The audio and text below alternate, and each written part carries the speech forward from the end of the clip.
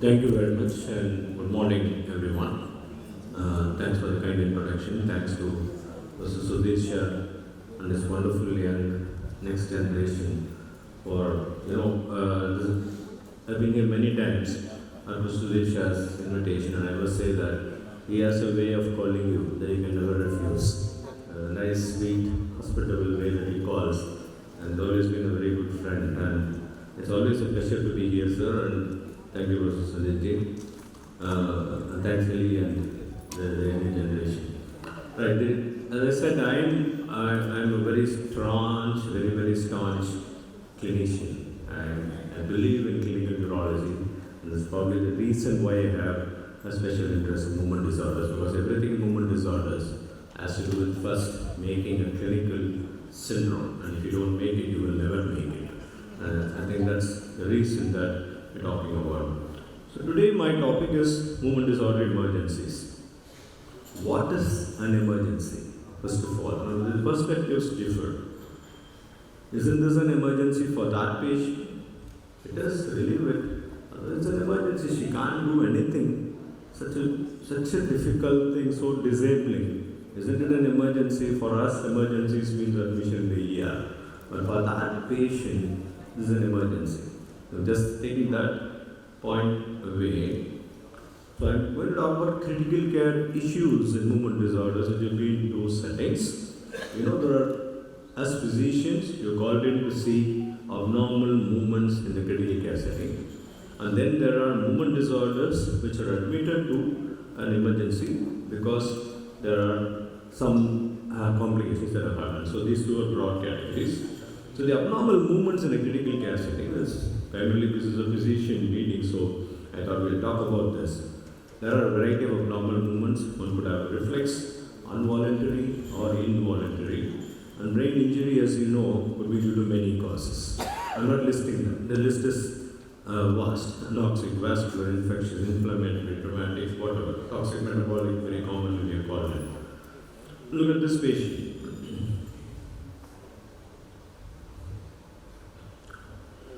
Right? Can somebody shout out? What do you see? Obviously, the patient is in an intensive care setting, in the car. Right.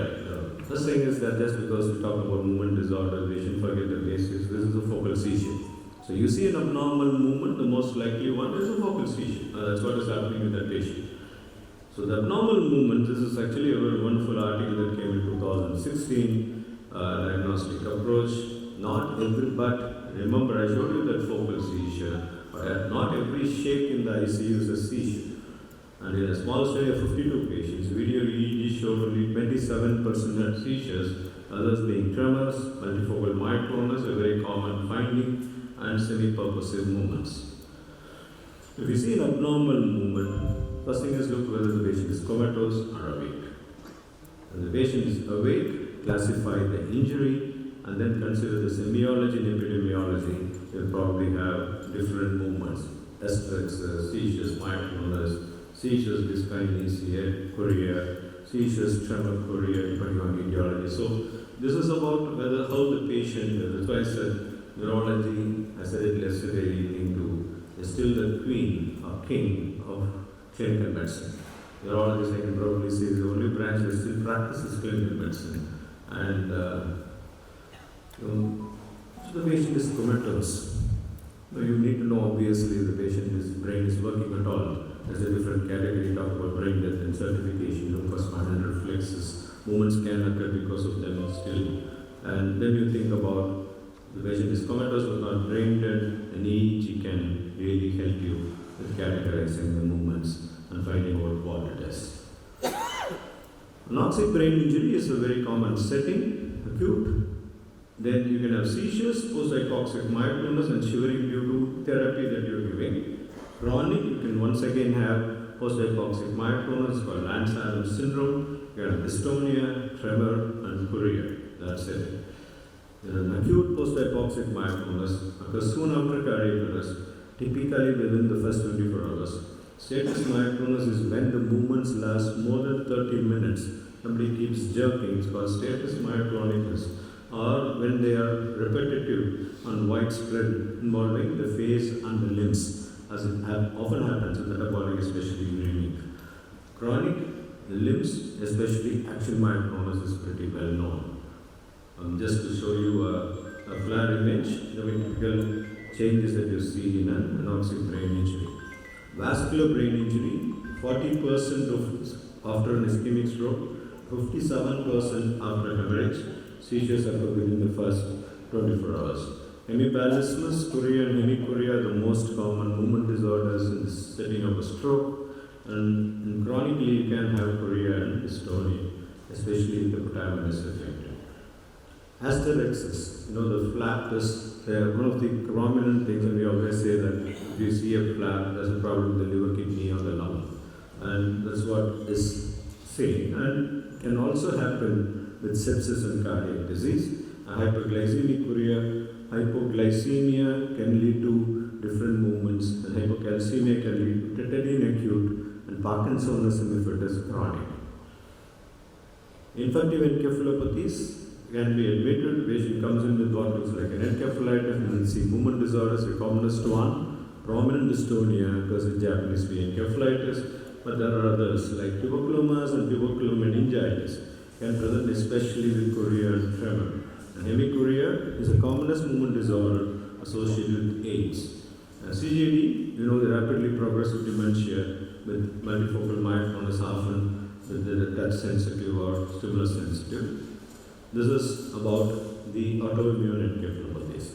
There are different autoimmune encephalopathies now we talk about. Most of them can have a very characteristic movement disorders. Category 2. And this is, I think, the crux of my talk. In movement disorders, what are the emergencies that can occur? So, as usual with movement disorders, we talk about hypokinetic and hyperkinetic. Now, we say hypokinetic, the prototype of which is Parkinson. One can have neuroleptic malignant syndromes, serotonin syndrome, Parkinson's micropyrexia syndrome, lethal catatonia, acute Parkinsonism, and emergencies in PD. We'll look at this. NMS is pretty well known, has been talked about long. I'm sure as physicians you've come across. The symptoms include there's someone who has a rigidity, dysautonomia, especially hypopyrexia, usually exceeding 38 degrees, and they have sweating tachycardia, and elevated blood pressure, and confusion. This is a combo, and if you see this combo, especially the patient is on any of the dopamine blockers or other drugs that can precipitate, you must think of neuroleptic malignant syndrome. The elevation in CK, LDH, AST, total count especially, this is something that's often overlooked. You often think about only sepsis in that setting. It can occur with NMS, myoglobinuria, proteinuria, and lower serum iron. So this is the diagnostic criteria. I think this primarily, the first point is suspicion, and the treatment is, of course, remove the offending event, support the patient. It usually resolves. It's not that easy to manage it, but usually it resolves within 1 to 2 weeks. Dopamine agonists such as bromocriptine, nimantadine, and skeletal muscle relaxants like dantrolene are the most common pharmacological treatments used. Serotonin syndrome is very similar, but then it can result due to a lot of drugs. Please remember that drugs that you use, like the triptans, for example, in migraine, and if you're using buspirone, there are many other drugs, especially if they're combined with MAO-B inhibitor. The patient on seligilin or lesagilin, if any of these SSRIs are added, then you have more likely chances of a single dose of escitalopram can tilt the balance in a setting like that. So it's very similar, but what happens is there is spontaneous clonus, and sometimes inducible clonus, you can have ocular clonus, otherwise it looks like NMS. Again, discontinue or reduce the dose, symptomatic treatment, and this actually has a better prognosis than NMS. It actually resolves much earlier.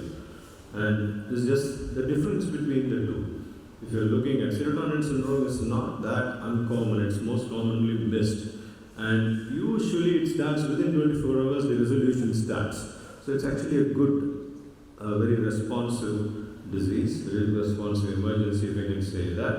But otherwise, if you see that the features are very similar, if you see mild clonus, if you see a clonus, that's probably the indicator that this is probably syndrome. That's probably a good clinical clue to have. Parkinsonism hyperpyrexia syndrome can be very similar to all this. Please remember why I put up this slide. So, a sudden withdrawal of levodopa, dopamine agonists, or even amantadine can lead to this syndrome. What will look like an numbness. But so, the important line from this slide is to never withdraw these drugs abruptly. It's good to taper them. If you think the patient doesn't deserve it, please taper it and stop. Please do not stop it immediately. Lethal catatonia occurs following stroke, encephalitis, Cushing's disease, and Wernicke's encephalopathy. These patients have psychosis, intense agitation, and catatonia. You know that waxy flexibility, followed by severe Parkinsonism. Acute Parkinsonism, most commonly it's drug induced. And so the commonest is drug induced, but it can occur with settings like toxic. You have acute carbon monoxide poisoning. Somebody who slept with the AC on, and both of them in the house develop mild impaired sensorium and Parkinsonism. Be sure that this is not carbon monoxide, metabolic causes, endocrine causes, and vascular Parkinsonism. These can be acute. Just to show you the changes in MRI of a patient who had a central as well as pontine, extrapontine, both myelinolysis. This is osmotic demyelination as well as Parkinsonism. So the list of drugs is lead on to acute Parkinsonism is quite huge. But please remember again, apart from neuroleptics, apart from antiemetics, today's most important thing is the pride, universal pride.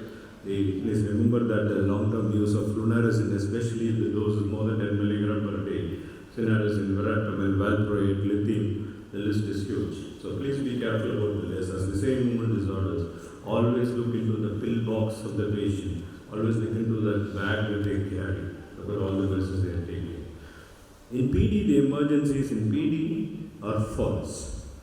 Falls is a real problem in a patient. Because nobody, especially in today's generation, everyone working, who takes care of the patient? Fall is a usual problem. The best predictor for a fall is 2 or more falls in the previous year. Somebody has fallen 2 times in the previous year. Highly likely to fall. It's caused by postural instability and freezing of gait. These patients need intense management. Dyskinesias, benzodiazepine can be used in acute setting, primarily for anxiety. The dyskinesias are very severe, and psychosis is definitely an emergency. Now, in the setting of hyperkinetic movement disorders, the emergencies can be in the setting of dystonia, choreoathletism, myoclonus, and tics. The emergencies in dystonia, one could have acute laryngeal dystonia, again drug-induced most likely, and IV diphenhydramine, Finnegan is life-saving. Dystonic storm, which is just continuous unremitting dystonic spasms. There is always underlying history of dystonia and a stressor, like a surgery or illness. Ocular crisis is definitely an emergency, pseudodystonic emergencies. An acute dystonic reaction can occur due to the D2 blockers. I'll show you some cranial and cervical dystonia. Sometimes they just come with a tongue protruding out like a lizard, and this can be associated with ocular crisis. The incidence was about 2 to 3% if someone is taking dopamine receptor blocking agents. Abrupt onset, it develops 90% will develop it within the first 5 days. Treatment is IV benzodiazepines and anticholinergics. Well, this lady, she just took 5 doses. Somebody prescribed Levosulfide 3 times a day. She took morning, afternoon, evening the previous day, morning and afternoon. The next day, evening, I'm seeing her. I'm very fond of saying that pride is mostly harmful in life. It's philosophical and also medical. Just remember that this can happen with any of the prides. Universal pride, Ito pride, Center pride, whichever pride, nothing is exempt. I've had a series of over 160 patients, and many of them were the prides. So this boy, you see that this is an acute dystonic. This is like a status dystonic. He is in different movements. He has some chorea, dystonia everywhere. He is so uncomfortable. This is actually a patient with Wilson, which can worsen after penicillin treatment, and that can happen. It doesn't mean that stop this, withdraw the penicillin and introduce it slowly. That's what we do, treat the dystonia and then introduce it gradually. The problem, if you're introducing penicillin in a patient with Wilson, the important to remember is to take it on an empty stomach, ideally early in the morning, and 2 hours before you take your breakfast. The patient takes the breakfast, and the dose is escalated slowly. Very important to remember.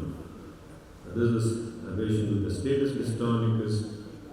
This is an old patient with a genetic dystonia who came with a dystonicus. Status dystonicus is definitely an emergency. There are multiple differential diagnoses that come into it, but remember that they can have hyperthermia, they can have a CK increase. It is not uncommon to think about an NMS in that setting, but then the background usually of the history of dystonia should give you the diagnosis. This emergency is a lady who is a teacher. She is a psychiatric patient on neuroleptics. She comes to the clinic. She can't even sit. She has a light on. Look at the amount of dystonia she has. Emergency definitely yes. For her, this is it's so like disabling. The severe problems that she has. Right? So the one, the classical facial-brachial dystonic seizures. Many of the neurologists will be happy to see a dystonic movement like that. See that as a little movement that happens. It's something that's usually noted by the spouses. As to see that movement that the patient has, that's something that's very diagnostic. And this is one of our very early patients. This little movement, the spouse would usually tell you that some one hand is going on jerking. Usually due to seizures, one would be happy to make a diagnosis because this is sine qua non of an LGI1 encephalitis, and we will be very happy to treat. Chorea one can have acute generalized chorea, drug-induced, many incidences. Hemipallism is a serious headache. And I know that everybody who manages hemipallism, it is such a difficult thing to do in an acute setting, patient hitting against the side of the car. We have to protect the hand more than doing anything else. And severe cardiac dyskinesias, especially cervical and trunk, can occur.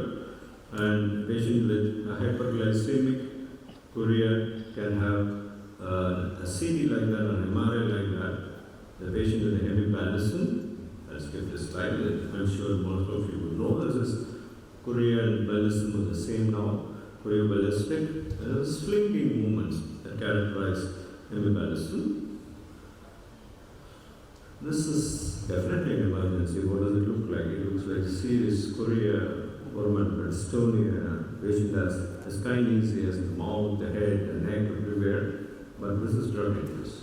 And this is somebody who's patient with Parkinson was suddenly been escalated on the levodopa without proper plans and go into severe dopa-induced dyskinesia, levodopa-induced dyskinesia, which can be really bad, like this lady has, and they can be going all over the place.